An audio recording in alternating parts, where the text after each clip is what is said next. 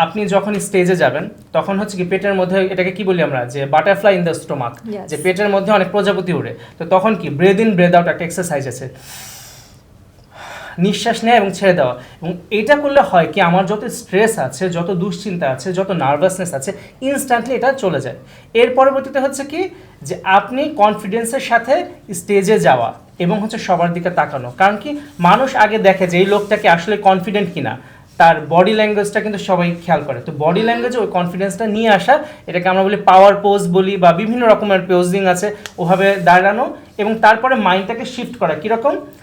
আমরা তখন নার্ভাস থাকি, বাট নার্ভাস থেকে এটাকে আমাকে নিয়ে আসতে হবে এক্সাইটমেন্টে, যে আমি নিজেকে বলবো যে আমি আসলে নার্ভাস না, আমি আসলে এক্সাইটেড। কিন্তু বডি আমাকে বলবে যে না তুমি তো নার্ভাস।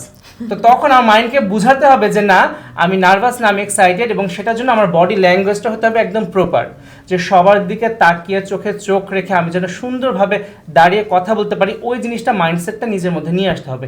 যখনই আমি আমার মাইন্ডসেটটা শিফট করবো নার্ভাস থেকে এক্সাইটমেন্টে, তখনই আমার ভিতরে কনফিডেন্সটা চলে আসবে এবং এর পরবর্তীতে খেলা শুরু।